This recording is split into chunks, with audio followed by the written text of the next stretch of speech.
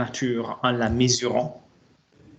Je vais donc m'intéresser à la question de qu'est-ce que ça veut dire mesurer quelque chose et comment la mesure nous met en rapport, à nous individus, avec le monde extérieur et quelque part aussi avec les autres individus.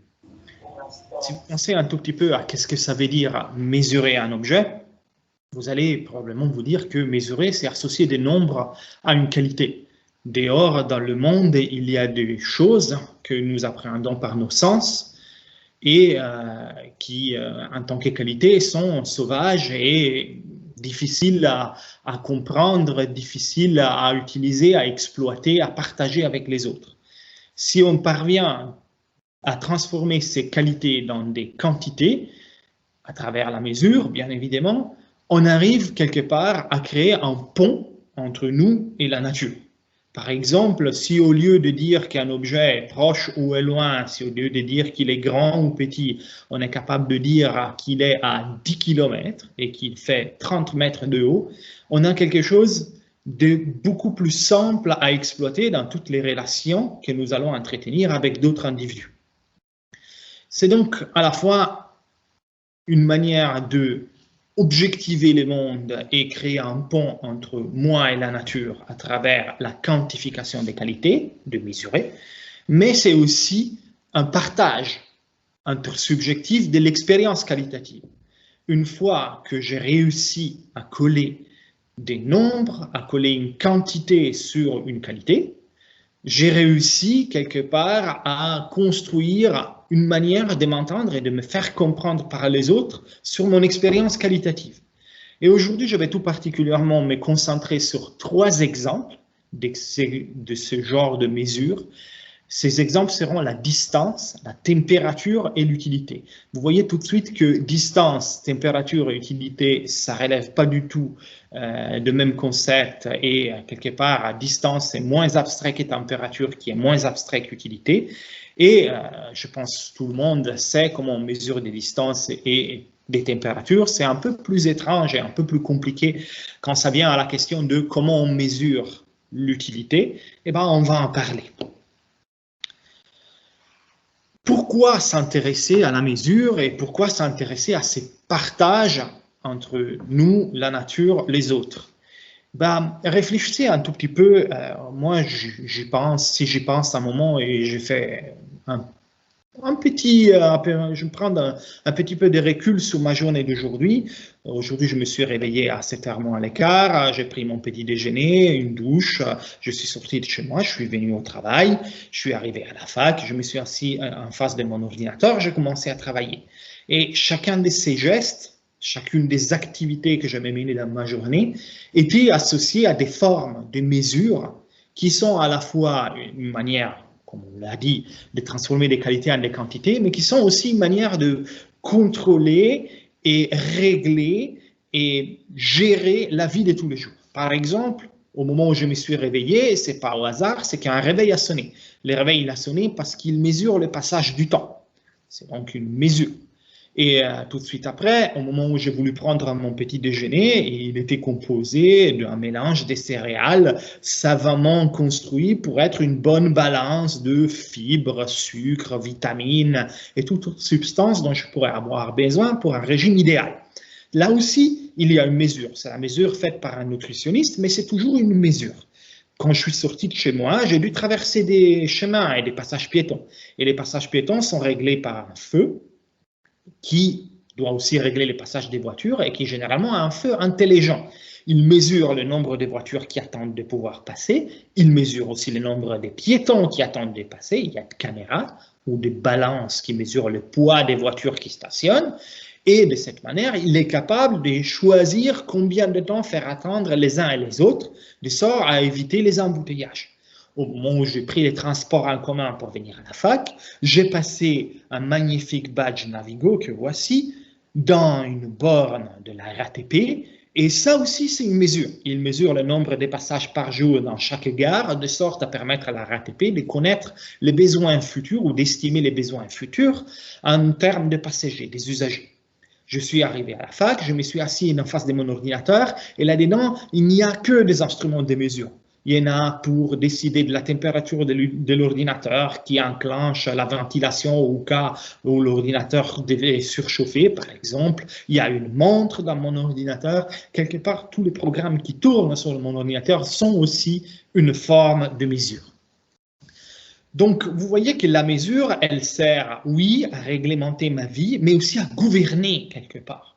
On serait incapable de faire fonctionner nos sociétés si on n'était pas capable de mesurer. Et c'est grâce à la mesure qu'on arrive à gérer une société aussi compliquée que celle dans laquelle nous vivons.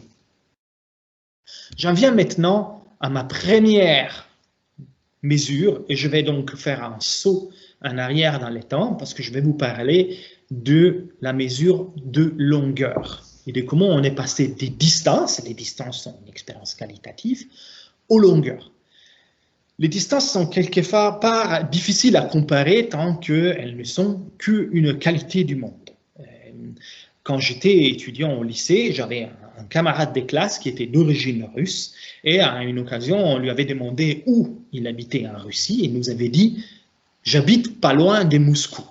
Et quand finalement il nous avait montré sur une carte où il habitait, où il avait habité avant en fait, il habitait à peu près à 800 km de Moscou. Comme quoi, habiter pas loin de Moscou, dans le monde, dans la qualitative des distances des Russes, c'est pas tout à fait la même chose que le monde qualitatif des distances françaises ou italiennes. Parce que du coup, moi, j'habite pas loin de Marseille, à ce niveau de comparaison-là. En fait, même pas loin de Palerme.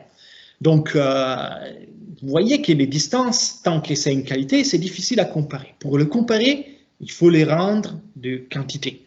Et les anciens ont tout de suite essayé de transformer cette qualité de distance dans une quantité, la longueur, en comparant les distances à leur corps, à leur nature, à leur taille. Et donc, ils mesuraient un pied, un coudé, un pas, ou alors ils prenaient les stades de leur ville et comparaient les distances qu'ils avaient pour aller dans une autre ville au nombre des stades qu'on aurait pu construire entre deux. Donc, ils mesuraient un stade. La première question qui paraît naturelle, c'est qu'on n'a pas tous le même pied, ni les mêmes coudées, ni les mêmes pas. Donc, comment faire pour transformer mon pied dans le pied qui permet d'avoir une sorte d'intersubjectivité avec les autres habitants de ma ville et de mon entourage? On a des témoignages qui remontent au Moyen-Âge, par exemple, des tentatives de construire une notion de pied moyenne. Par exemple, on demandait aux 10 premières personnes qui sortaient de la messe du dimanche de venir poser leurs pieds les uns à côté des autres, de sorte à avoir 10 pieds alignés, et ensuite on mesurait la longueur totale, on divisait par 10, et on décidait que ça, c'était le pied moyen.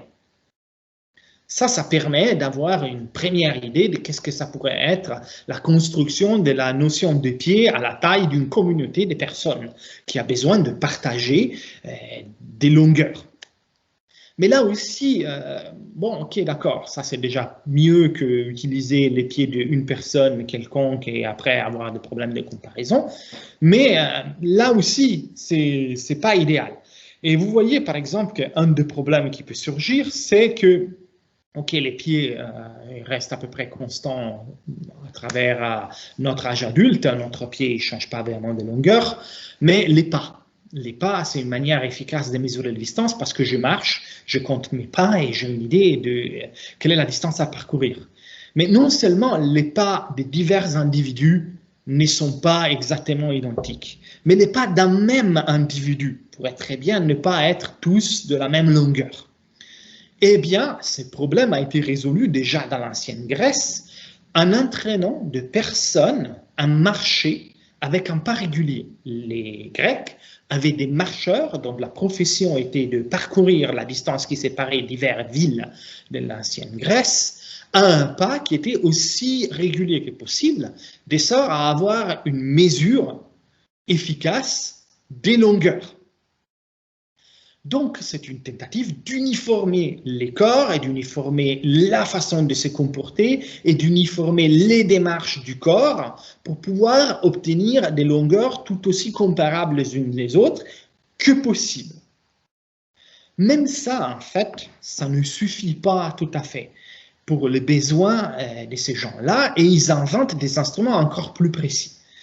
Par exemple, un des instruments que j'aime beaucoup et qui existe depuis l'ancienne Grèce, c'est cet instrument-là. Il s'appelle un odomètre. Alors, un odomètre est une mesure permet de mesurer les distances. C'est un appareil pour mesurer les distances qui fonctionne de cette sorte. L'odomètre glisse le long d'une route, tourne le long d'une route sans glisser. Donc, vous voyez, il a une roue, la roue tourne, et à chaque fois que la roue fait un tour, il y a ce mécanisme-là qui fait un petit déclic. Imaginez que ce mécanisme il est composé de 100 petites dentelles. 100 dentelles, ça fait 1 million possible de comptages, et donc on peut compter jusqu'à 1 million de tours de la roue. De cette manière, si on pousse l'odomètre et qu'il avance, il va mesurer la longueur. On n'a plus qu'à se décider de combien est la circonférence de la roue de l'odomètre pour savoir la distance qu'on a parcourue grâce au comptage. Et de cette manière, on est très très précis, parce que cette distance-là, elle est facile à mesurer de façon précise, il suffit d'une ficelle, et ensuite on a compté, on est capable d'obtenir un résultat relativement précis, en fait très précis, au point qu'on verra tout à l'heure. Tout à l'heure, je vais vous montrer à quel point ça pouvait être précis. Sauf que l'odomètre, il ne mesure pas n'importe quelle distance. Un odomètre ne fonctionne pas s'il y a des racines par terre. Il ne fonctionne pas sur une surface glacée. Il ne fonctionne pas dans la boue ou dans la neige parce qu'il s'enfonce. Il faut que la roue tourne sans glisser. Et donc, il ne faut pas n'importe quelle surface. Pour que l'odomètre permette réellement de mesurer une distance, il faut une route. Il faut une surface lisse, homogène, sur laquelle il est possible de rouler, en fait, quelque part. Et donc, le besoin de mesurer des distances et de les transformer en longueur pousse non seulement à créer des instruments plus précis et des formes de partage intersubjectives entre les individus, mais aussi à changer l'environnement dans lequel les individus évoluent. Il n'y a pas de distance longueur tant qu'il n'y a pas de route. Ou en tout cas, il n'y a pas une mesure précise des longueurs tant qu'il n'y a pas de route. Et le besoin de mesurer ces longueurs et de construire est bien sûr dicté par des besoins tels que prévoir les coûts du commerce ou savoir à quelle distance on est d'un relais à cheval ou d'un relais de poste, ou carrément savoir combien de temps ça prend d'envoyer des soldats pour défendre une ville ou pour conquérir l'empire voisin. Mais ça va même encore plus loin. Et déjà, dans l'ancienne Grèce, on arrive à faire quelque chose de très, très intéressant. On arrive à mesurer non seulement des distances franchissables, celles qu'on peut parcourir à pied, à cheval, à la marche ou en traînant un odomètre avec soi, mais même des distances infranchissables. En 205 ans avant Jésus-Christ, Ératosthène parvient à mesurer la circonférence de la Terre. Alors, vous voyez que là, c'est un pas très remarquable. Parce que jusqu'à maintenant, qu'est-ce qu'on a fait pour mesurer les distances? On a pris un objet dont on connaît la taille, la roue de l'odomètre, ou mes pas, ou mes pieds, et on l'a comparé à un objet dont on ne connaît pas la taille, en disant, voilà, l'objet dont on ne connaît pas la taille est équivalent à 150 327 tours de l'odomètre. Mais là, s'il s'agit de mesurer une distance infranchissable, s'il s'agit de mesurer le tour de la Terre, ben, on ne peut pas la franchir, on ne peut pas marcher. Certainement pas en 250 avant Jésus-Christ, mais même aujourd'hui, les faire d'une façon directe serait extrêmement difficile. Il faut donc une mesure indirecte. Et voici ce que Ératosthène concocte comme mesure indirecte. Alors, Ératosthène a cette idée-là. Regardez, c'est assez brillant. Il remarque que dans la ville d'Aswan, à midi, le jour du solstice, le soleil tombe à pic dans le puits. C'est-à-dire que le soleil arrive jusqu'au fond d'un puits. Et donc, il se dit, ça veut dire qu'à midi, le solstice d'été, le soleil, il est exactement aligné avec les centres de la Terre. Parce que s'il arrive à pic dans un puits, c'est qu'il est parfaitement aligné, c'est que les rayons du soleil sont parfaitement alignés. Ce n'est pas le cas dans la ville d'Alexandrie, où il n'arrive pas jusqu'au fond du puits, et on est capable de mesurer l'angle. Donc on est capable de mesurer l'angle avec lequel les rayons du soleil rentrent dans le puits à Alexandrie, dans la ville d'Alexandrie. Et l'angle formé entre les rayons du soleil et les puits, et et le puits, est en fait identique, c'est cet angle-là, et donc c'est aussi cet angle-là. Si on connaît cet angle-là, qui est l'angle formé entre les deux rayons qui vont du centre de la Terre jusqu'à Alexandrie et du centre de la Terre jusqu'à Aswan, et qu'on connaît la distance entre Aswan et Alexandrie, on est capable de connaître les rayons de la Terre. Il suffit de faire un peu de trigonométrie. Et les Grecs savent faire de la trigonométrie. Alors, cette mesure nécessite bien évidemment de connaître cette distance-là, la distance entre Aswan et Alexandrie. Et Ératosthène parvient à une mesure d'une précision redoutable. Il a une erreur autour de 3%, très très faible en fait. Ce qui est vraiment surprenant et remarquable. Et bien sûr, la qualité de cette mesure est due au fait qu'il connaît avec une très très bonne précision la distance entre Aswan et Alexandrie. Mais Ératosthène fait quelque chose de plus. Il fait quelque chose d'encore plus perturbant, d'encore plus brillant. Ératosthène redéfinit la notion de stade en disant « je vous donne le stade d'Ératosthène ». Il fait comment? Il dit « bon, je prends... Mettons, j'ai les rayons de la Terre, je les multiplie fois 2, fois 3, 14, et j'ai le tour de la Terre. Le tour de la Terre, je le divise en 252 000 morceaux, et ça, c'est ce que je vais appeler les stades d'Ératosthène. Pourquoi 252 000? Parce que 252 000 peut se diviser par 2, par 3, par 4, par 5, par 7, par 13, par 12, par 60, par plein de choses. C'est donc un nombre très facile à manipuler et c'est relativement commode dans un monde qui, n'ayant pas de calculette, n'a pas forcément envie d'avoir beaucoup de chiffres à faire à la virgule, d'utiliser des numéros comme ça. Mais les stades d'Ératosthène, ce n'est plus un stade défini au niveau de la ville d'Athènes ou de la ville de Sparte, ce qui posait pas mal de problèmes, parce qu'en général, les stades de la ville d'Athènes n'étant pas le même que les stades de la ville de Sparte, les Spartiates et les habitants d'Athènes finissaient par ne pas s'entendre sur ce qu'il voulait dire quand il disait que quelque chose mesurait 35 stades. Là, c'est un stade qui est défini d'une façon qui n'est pas intersubjective à la taille d'une ville, ni d'une nation, ni même d'un continent, c'est carrément un partage à la taille du monde. C'est la Terre entière qui partage cette conception-là de la longueur. On a dû faire un saut important. La mesure de la Terre faite par Ératosthène est plus abstraite, indirecte, mais quelque part aussi permet un accès plus objectif, ou en tout cas plus intersubjectif, à l'idée de longueur. Du coup, on a une longueur qu'on peut partager avec tout le monde, même avec des gens dont on ne connaîtrait pas encore l'existence. Alors, qu'en est-il aujourd'hui de la mesure des distances? Eh bien, au moment où j'ai construit cette conférence et que je me suis posé la question de qu'en est-il aujourd'hui de la notion de distance, je suis allé contrôler. Moi, je m'ai rappelé depuis mes études de physique, je suis physicien, même si aujourd'hui je m'occupe d'histoire et philosophie des sciences, que la définition de longueur était liée à un mètre étalon qui était conservé à Paris dans un musée, qui était construit dans un alliage particulier, de sorte à ne pas se déformer, pas surchauffer, pas rouiller, etc. Et ces mètres étalons servaient à définir, ça c'est un mètre, voilà, l'objet conservé dans le musée, c'était la définition du mètre, on utilisait cette définition-là partout. Mais visiblement, ce n'était pas assez précis. Et aujourd'hui, la définition du mètre s'est faite autrement. On a redéfini le mètre en disant le mètre, c'est la distance que la lumière parcourt dans une certaine fraction de seconde. Vous allez me dire merci, alors c'est quoi une seconde?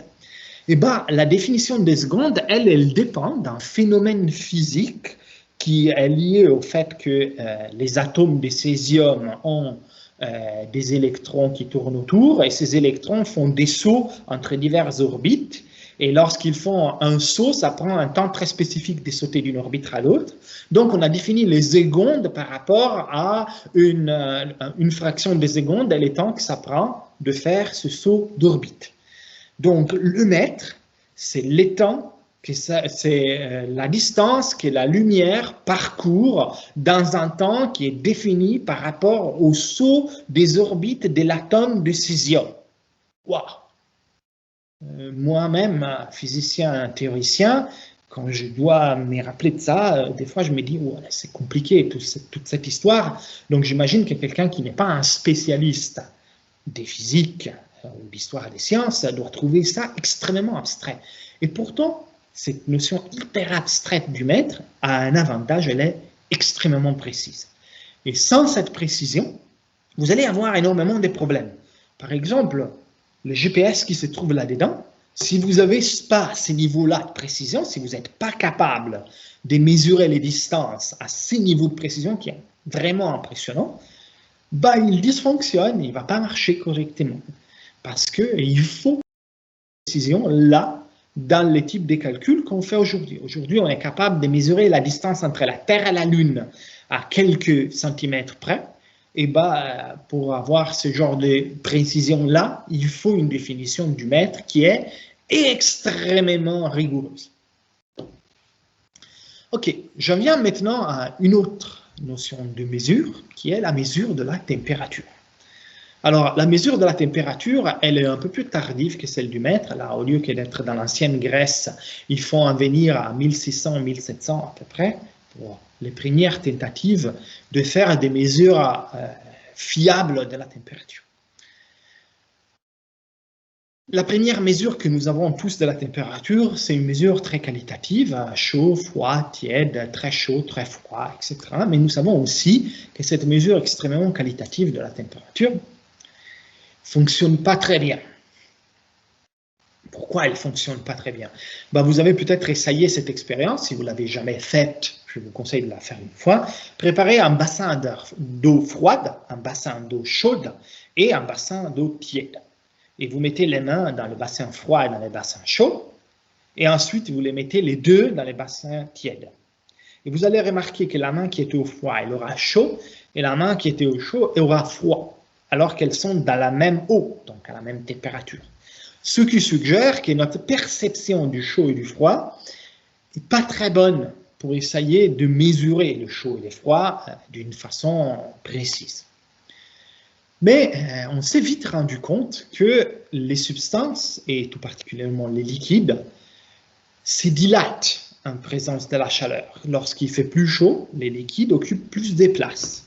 Et donc quelqu'un s'est dit, oh, mais c'est bien, je pourrais prendre un liquide, le mettre dans un objet comme ça, vous voyez, ça c'est une colonne de verre. Vous allez me dire c'est un thermomètre, ben, en fait non, ce n'est pas un thermomètre, c'est quelque chose d'un peu plus primitif qu'on appelle un thermoscope. Et cette colonne de verre, si elle contient du liquide, avec la chaleur, le liquide il peut monter. D'accord? Il peut monter dans le tube. S'il monte dans les tubes, je peux mesurer à quel niveau il est arrivé, n'est-ce pas? Et donc, si je plonge mon ballon dans un liquide et qu'il monte jusque-là, et ensuite je le plonge dans un autre liquide et il monte jusque-là, je saurai au moins que le deuxième liquide est plus chaud. Alors, les thermoscopes ne fonctionnent pas comme des thermomètres. Là, je suis en train de vous raconter comment fonctionnerait un thermomètre. Les thermoscopes fonctionnent de façon un peu plus compliquée, mais je coupe sur ça. Imaginons que c'est une sorte de thermomètre moderne.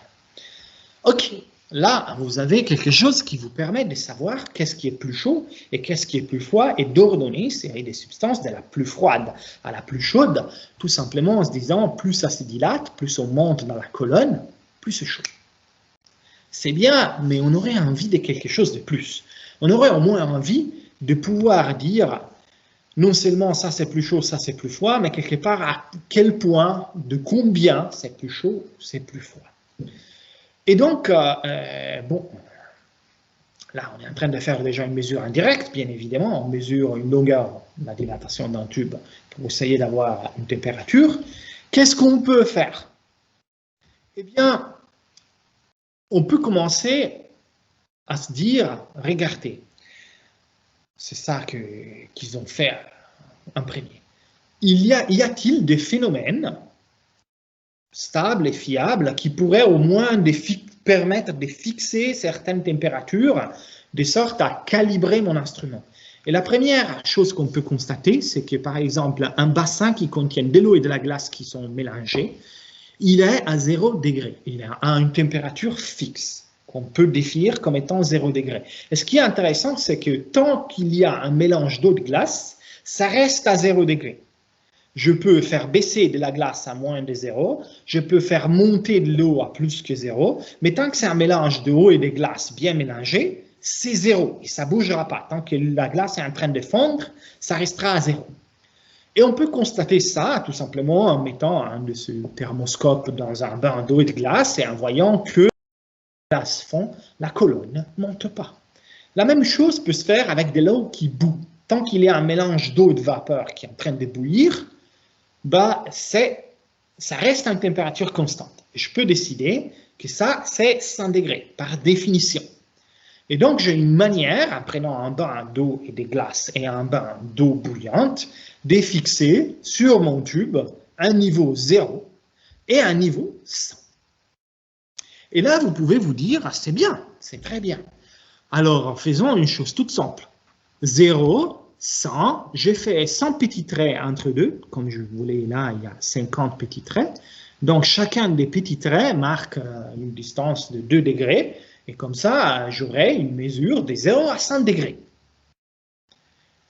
Et maintenant, on pourrait se dire, c'est super, j'ai réussi. Mais en fait, il reste un petit doute. J'ai dit qu'on peut mettre un liquide dans la colonne du thermoscope. Alors, je pourrais faire un thermoscope avec du mercure, comme le vieux thermomètre qu'on utilisait quand moi j'étais petit, et on pourrait en faire un autre avec de l'alcool. Mais maintenant, on s'attendrait que si j'ai un bain d'eau à une température que je voudrais déterminer, et que j'utilise le thermomètre à mercure, et que le thermomètre mesure 50 degrés, le thermomètre à alcool mesure aussi 50 degrés.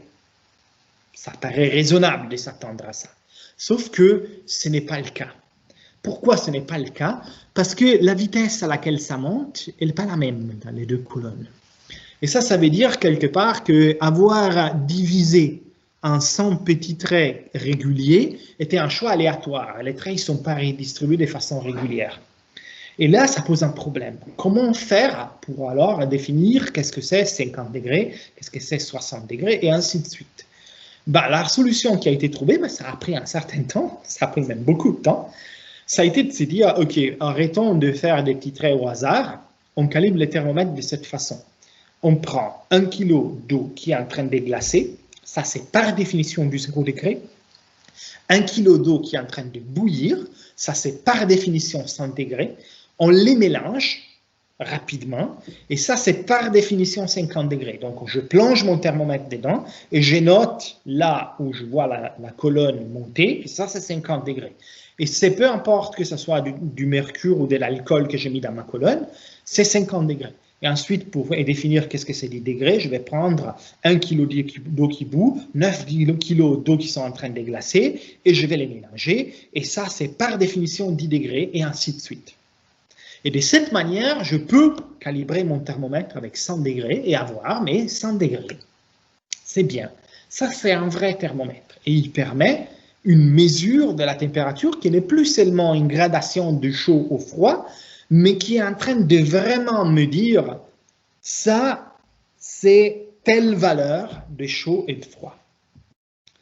Telle valeur, mais ce n'est pas tout à fait la même chose qu'une longueur. Pourquoi? Parce que si je vous dis que mon thermomètre mesure une température de 0, ce n'est pas la même chose que je vous dis que mon mètre mesure une longueur de 0. Parce que 0 longueur, ce n'est pas de longueur. Mais 0 température, ça veut dire quoi? Ça ne veut pas dire pas de température. Et ça signifie que la notion de 0 n'est pas la même dans ces mesures-là. Et c'est dû au fait que la mesure faite par les thermomètres, elle est différente de la mesure faite par un mètre. On peut dire de combien un réchauffement est plus grand qu'un autre, c'est-à-dire on peut dire que monter la température de cette chambre de 4 degrés, c'est 2 fois plus que de la faire monter de 2 degrés, mais on ne peut pas affirmer une chose comme 2 degrés, c'est 2 fois plus grand qu'un degré, parce qu'il y a ces problèmes avec les zéros. Sinon, 0 degré, c'est infiniment plus petit que n'importe quelle température, et c'est une chose un peu étrange. Donc, la température, comme vous voyez, est un saut vers l'abstraction. C'est quelque chose de un peu plus compliqué, un peu plus abstrait et un peu moins objectif que la notion de longueur. Pardon, j'ai contrôle de temps à autre les temps qui passent pour être sûr de ne pas dépasser les bornes. Ok, je vais en venir maintenant à une dernière notion de mesure qui est la mesure la plus bizarre de toutes. C'est les tentatives qui ont été faites de mesurer l'utilité. Et je parle d'un thermomètre pour l'esprit parce que les tentatives qui ont été faites pour mesurer l'utilité, les premières qu'on a essayées, étaient des mesures inspirées du thermomètre. Alors, qu'est-ce qu'on a fait pour essayer de mesurer l'utilité?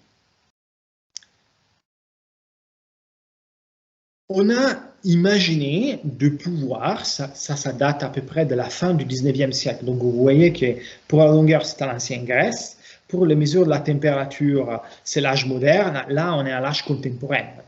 La mesure de l'utilité demande beaucoup plus de réflexion. Et on a essayé d'imaginer de pouvoir construire quelque chose comme une mesure du niveau de plaisir que les gens ressentent dans leur tête, comme si par une forme bizarre d'intervention, on était capable de mettre en place un thermomètre qui mesurait les plaisirs expériencés par les individus dans leur esprit. Pourquoi on a voulu faire une chose pareille?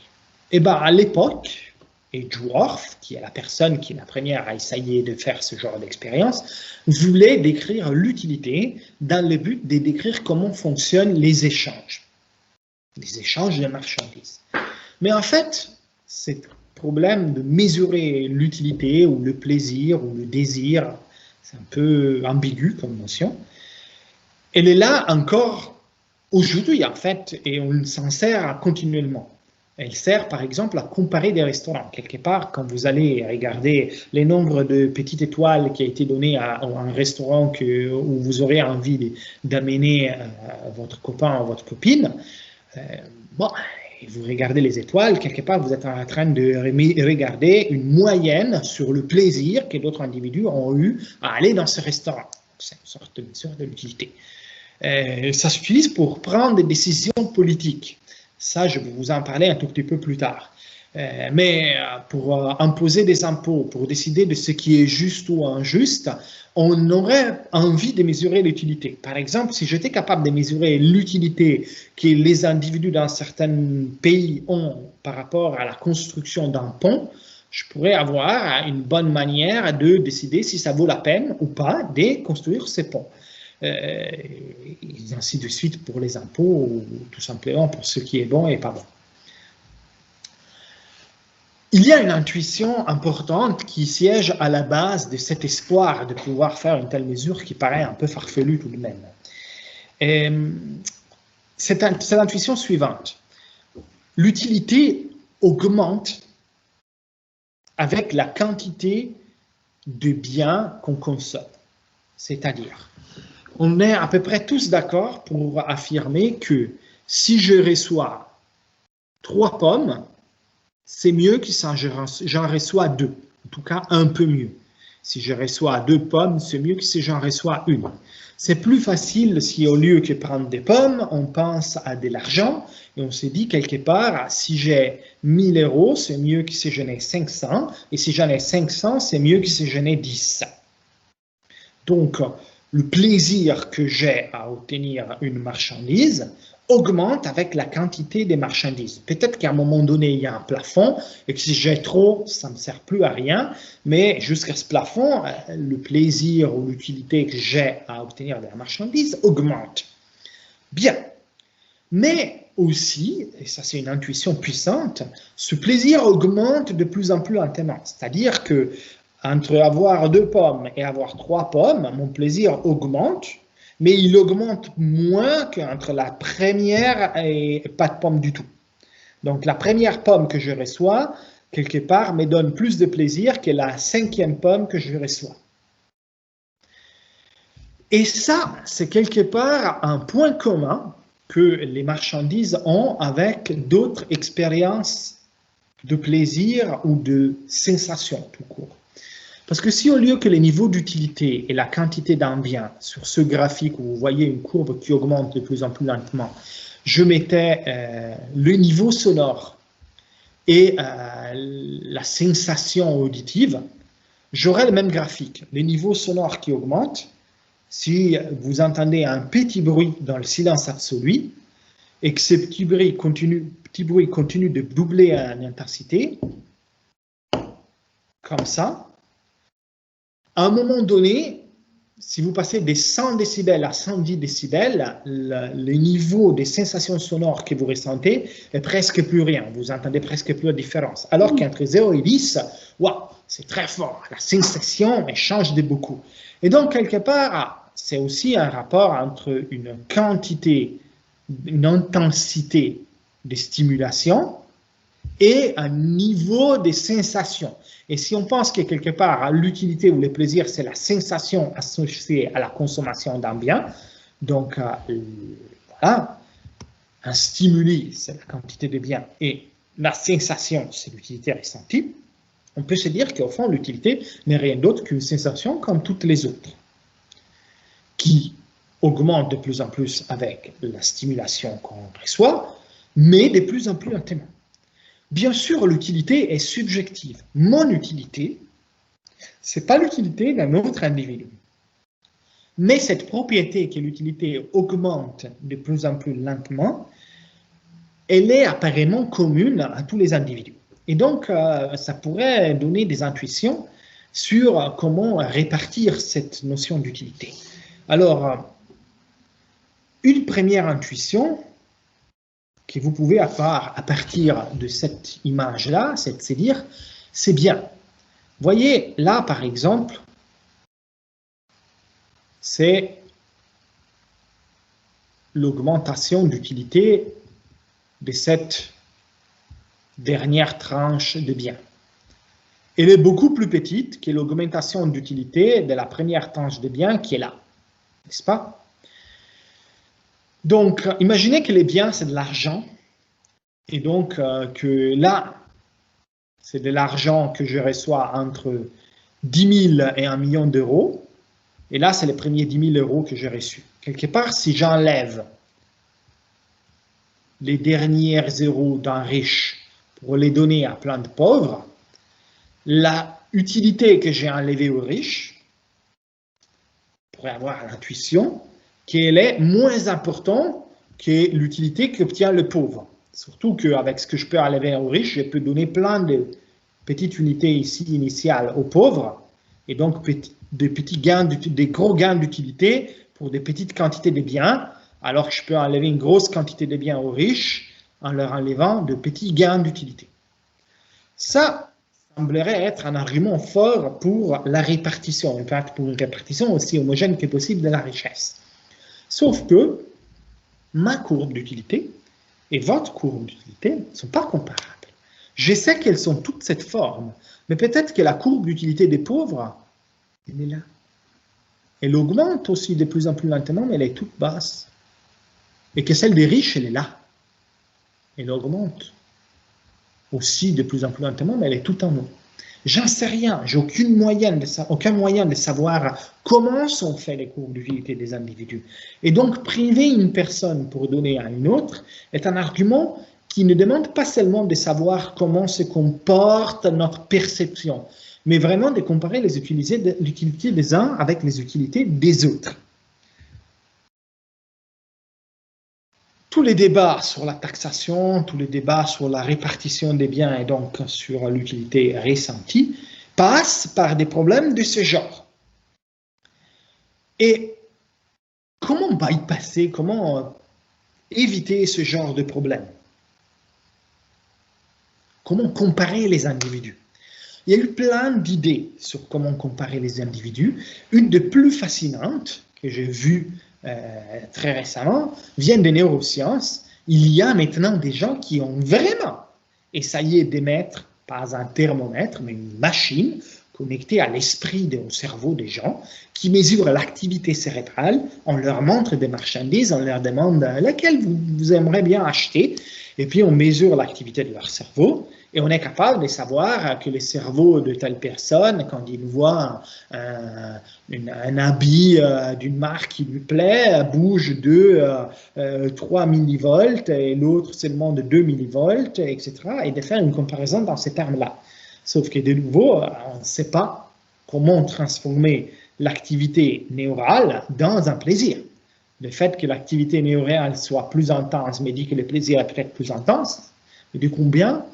Pourquoi ça serait vrai automatiquement que ces thermomètres fonctionnent de façon régulière, que doubler l'intensité cérébrale liée au plaisir double le plaisir? Ce n'était même pas vrai pour le thermomètre qui mesure la température. Pourquoi ça serait vrai pour le thermomètre qui mesure l'activité de l'esprit? Les économistes ont essayé une mesure d'un tout autre genre qu'ils appellent le consentement à payer. Ils vous demandent combien serez-vous prêt à payer pour avoir quelque chose que finalement vous ne pouvez pas avoir. De sorte à essayer de savoir quelle est l'utilité que vous associez à un bien et donc de pouvoir avoir une mesure sur une échelle monétaire de votre utilité quelque part. Et ces mesures-là ont été concrètement utilisées dans des problèmes très sérieux. Par exemple, quand la BP avait pollué le golfe du Mexique en créant un désastre environnemental majeur, il s'est posé la question de savoir à quel point il fallait les amender. Et la loi américaine prévoit d'amender les gens à hauteur des dégâts qu'ils ont occasionnés, mais il fallait évaluer les dégâts. Alors comment on évalue les dégâts de on a tué 1 million de gueulins dans un désastre pétrolier? On va chez les gens et on demande à un échantillon tiré au hasard de 1000 personnes, combien serez-vous prêt à payer pour sauver la vie d'un gueulan? Ils vous disent 10 euros. OK, alors la vie d'un gueulan vaut 10 euros en moyenne. Alors, ils ont tué 1 million de gueulans, ça fait 10 millions d'euros. Voilà, c'est 10 millions d'euros les dégâts occasionnés par la mort des gueulans. Et ensuite, on continue avec les poissons, etc. Sauf que cette mesure-là pose pas mal de problèmes, parce que quand vous demandez à quelqu'un combien il est prêt à payer pour un gueulan, il vous dit, mais si vous lui demandez combien il est prêt à payer pour 1 million de gueulans, il ne vous dit pas 10 millions, il vous dit probablement 1000. Donc la réponse que les gens donnent, elle n'est pas cohérente de ce point de vue-là, et donc vous pouvez complètement biaiser ce genre de réponse si vous voulez être plus ou moins sympa avec les gens qui doivent payer. Quelque part, les étoiles Amazon ou les likes de Facebook sont aussi une mesure de l'utilité. Quand vous mettez un pouce en haut ou un pouce en bas à ma conférence, vous êtes en train de dire que vous l'avez aimé ou pas. Et si on mesure le nombre de pouces en haut qui a reçu ma conférence par rapport au nombre de pouces en haut qui ont reçu les autres conférences des Savantes Banlieue, vous pouvez essayer de faire un classement de la meilleure à la moins bonne conférence et même prétendre quelque part qu'une conférence valait 100 000 pouces en haut et l'autre seulement 15. Sauf que, bon, s'agit-il d'une mesure? On a vu à quel point les mesures sont problématiques et difficiles à faire. Cela est tout particulièrement problématique et difficile à faire. N'empêche qu'on s'en sert massivement et partout parce que à tous les instants, à tous les moments dans la gestion de notre vie et de notre quotidien, nous avons besoin de ces mesures et nous en avons de plus en plus besoin dans le quotidien. Sont des mesures quelque part analogues à celles-là, l'évaluation des étudiants, de leurs devoirs ou la façon dont nous décidons que oui, on va construire le trajet qui va de Turin à Lyon, le tunnel qui relie Turin à Lyon, s'agit-il d'un bon investissement ou pas? C'est fait avec ce genre de techniques-là, qui sont problématiques, qui sont des mesures très douteuses, mais sans lesquelles la gouvernance et quelque part non seulement la domestication de la nature, mais les partages intersubjectifs de notre espace commun sont impossibles. Eh bien, j'en suis arrivé à la fin de ma présentation. Je vous remercie beaucoup de votre écoute et j'espère à bientôt, à une autre occasion, peut-être l'année prochaine pour Savantes Banlieue. Au revoir.